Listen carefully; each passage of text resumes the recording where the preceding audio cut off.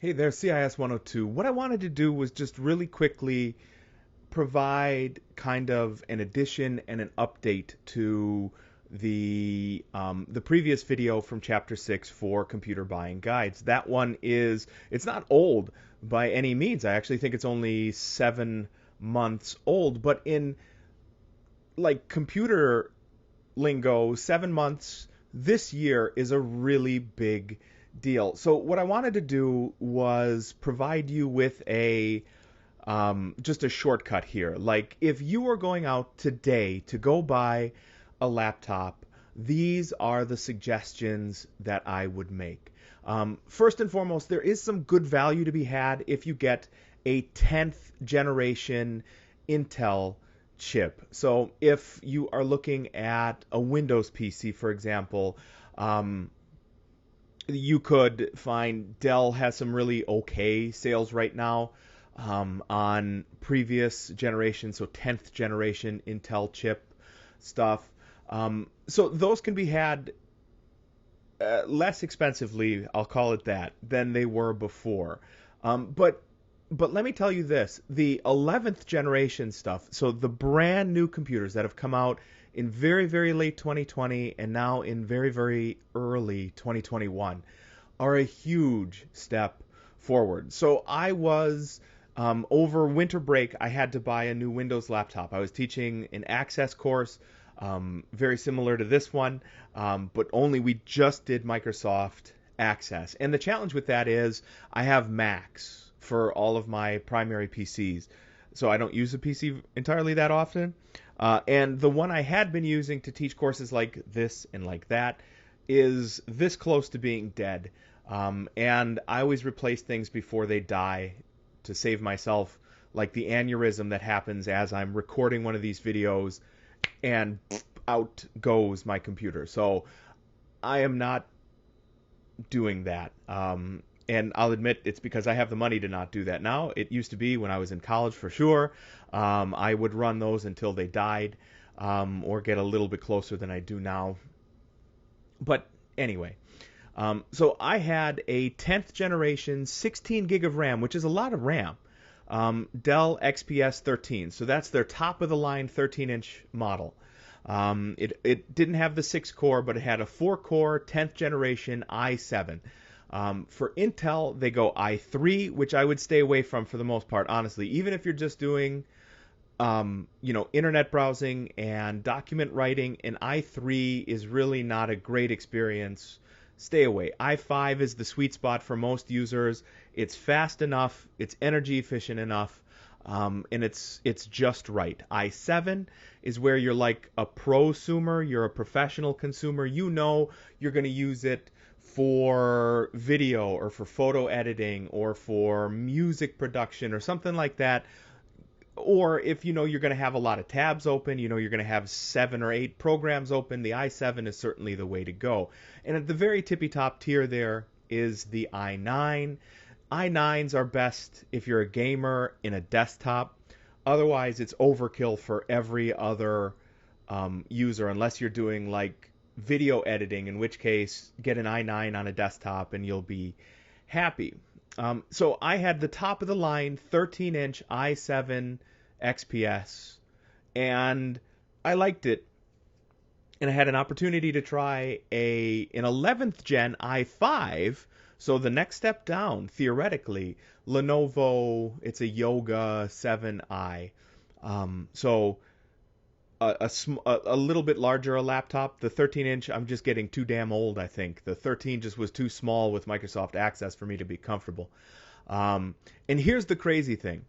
Even though the newer Lenovo had less RAM, even though the newer Lenovo had a lesser processor, in every test where I would put the two laptops next to each other and I would say, okay, open Photoshop, boom, which one would win? Lenovo. All right, open Premiere Pro, which one would win? Boom, Lenovo.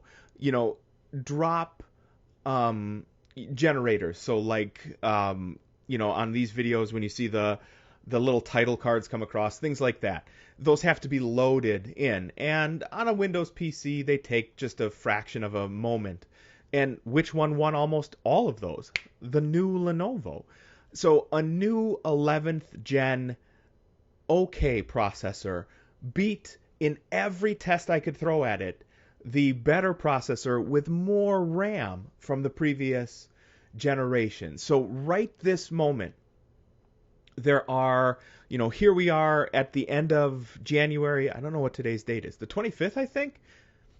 Let's say it's the 25th. Here at the end of January, the 25th, there's a bunch of really good sales going on.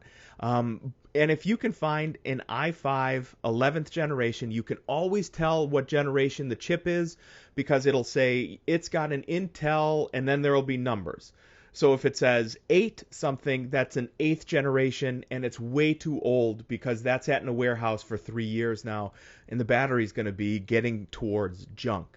There are very few 9th generation that you'll find in regular laptops. 10th generation, you'll see it'll say an i5 10 something. And likewise in 11th generation, it'll say an i5, an i7, an i9, 11 something. I would honestly suggest going with the 11th generation. I've poked around with a couple of them. Like I said, the one I'm actually going to keep, I think, is a 14-inch Lenovo. It's called a Yoga 7i. I don't really care that it folds back into a tablet, which is kind of silly because it's this big, like 3-pound tablet then. But I do like being able to tip the screen way back. It's super duper reflecty, which is a little bit of a problem. Which actually brings me to the next most important thing. I would say if I was going to buy, or if I would suggest to you to buy a laptop right now, I would absolutely go for an 11th generation. That's going to get you way faster performance and way better battery life than even one released in the middle of last year that you could get for a little bit cheaper. It's really worth the extra money, I think, to scrape a little bit more for that 11th generation. The next thing I would say is always check the monitor brightness. There's the one thing I really hate that companies do is if they're going to save money, they give you this really garbage monitor. So the screen on your laptop. And that's the way you interact primarily with your machine. Now, I know you think, yeah, I interact with the keyboard. I interact with the touchpad. No, that's only a fraction of the time. All of the time you're using that, or most all of the time you're using that, you're interacting with your eyeballs on screen. And some of these are criminally dim. I would say, and it's super easy to check. I hope I remember this for you, but right under this video is notebookcheck.com, notebookcheck, so like checkmark.com. They tell you everything you need to know, and they're pretty balanced on how they do it, but they'll say how many nits of brightness. It's just a measure. It's nothing you have to know too much about, but know that 300 is the absolute floor, and then it goes up to 500 is the absolute ceiling for most things. 300 is just bright enough to be visible in daylight. So, I mean, down here in my dungeon office, some of the dimmer ones are okay, but even my iMac I have pumped up to like 290 nits, and I'm trying not to look super pale with a webcam. So do yourself a favor, and before you click buy on a laptop, make sure, number one, that it has an 11th gen processor. I really think you're going to squeeze an extra couple of years out of it. It's that much better than just the most immediately previous one was. And then make sure that the nits of brightness are greater than 300. That just means it's brighter, because some of them are 230, which is too dim to see in not even a brightly lit, a poorly lit room. I've talked an awful lot here about Intel processors, and actually on the AMD side, the other side, AMD makes really fantastic processors now too. Make sure they're called the Ryzen series. They go 3, 5, 7, and 9, just the same way that the Intel ones do. For all of you, I would suggest the same thing. Stick to the 3rd generation. You'll find a really good discount on 2nd generation AMD laptops. You'll notice I'm saying everything here about laptops because I think that you as a student get the most utility out of a laptop because you can bring it to school when we go back to school. You are not lugging a desktop with you, although some students have tried. So you can, if you're dead bent on getting a desktop, the same maxims here apply. I would stay away from the second generation. The third generation Ryzen chips are so much better. I would stick to the 5 and the 7 series, so a Ryzen 5 and a Ryzen 7, because those are going to be the sweet spot for price to performance for you, for me, for just about everybody. Stick to the third generation. I know I've said that twice already, but I want to say it again because there's a huge increase in performance and a huge increase in battery life there.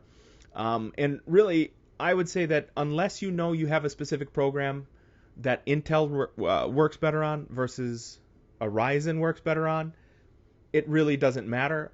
For me, I do an awful lot of these videos. My Wolf Teach Tech channel, the one that you are watching right now, has, at New Year's Eve, I hit 600 videos. And today, I will hit 700 videos. That's how many videos I put out every week for all of these classes. So, you know, I needed something for video. And the program I use, Premiere Pro or Premiere Rush by Adobe, depending on how lazy I am. It's been Rush a lot lately.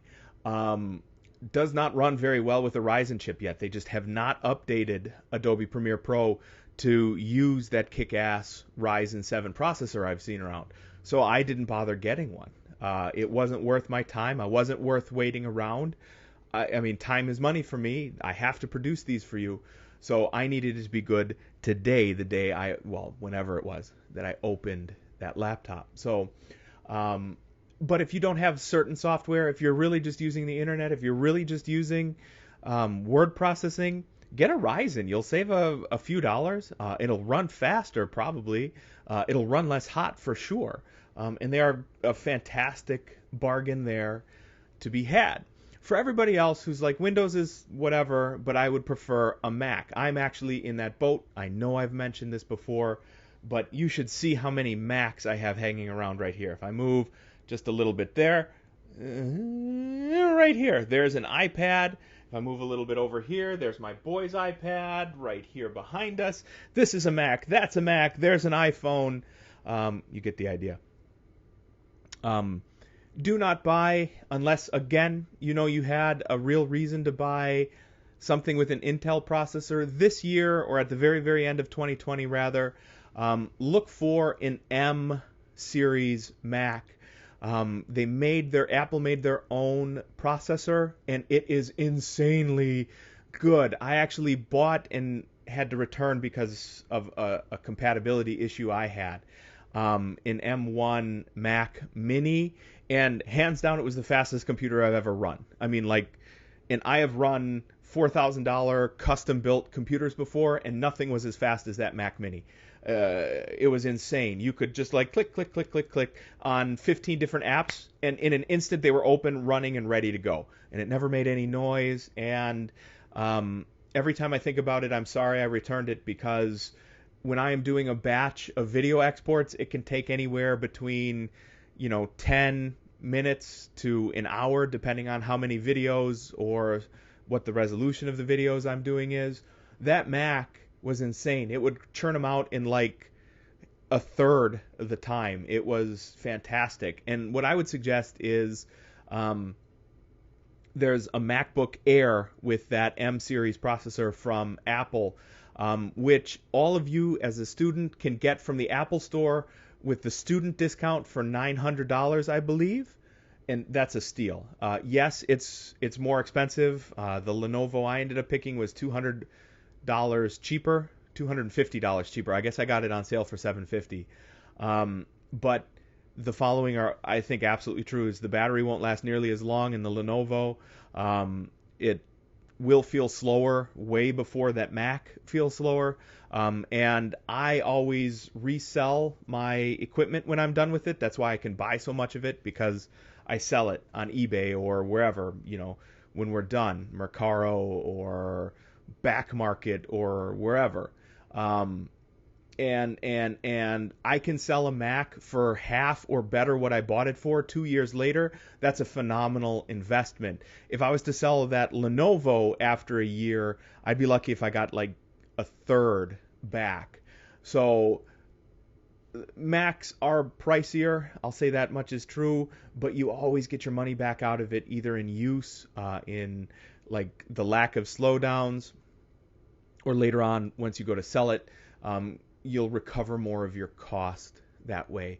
So I know that this ends up being a long video, and there was a lot of technical-ish jargon in there, but really what it boils down to is if you get a Windows machine, get a 5 or a 7, either an Intel or a Ryzen series. If you're going to get an Intel, go 11th generation. You are not going to be sorry. If you go Ryzen, get a 3rd generation. You are not going to be sorry. If you get a Mac, get something new with the M1 chip, unless you know you've got something else to run, because those are insanely fast. So that has been the notebook buying guide here, the laptop buying guide for spring 2021.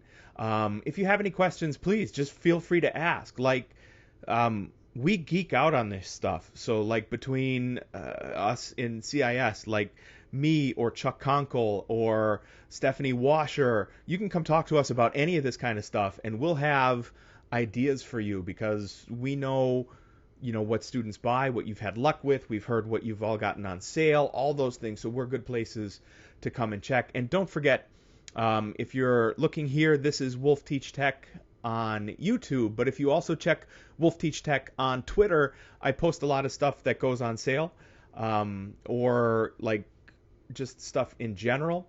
So if you follow me there, you'll get a lot of insight, or potentially insight, but a lot of content anyway, about stuff just like this, how to spend your money more wisely. So there you have it. Also, notebookcheck.com.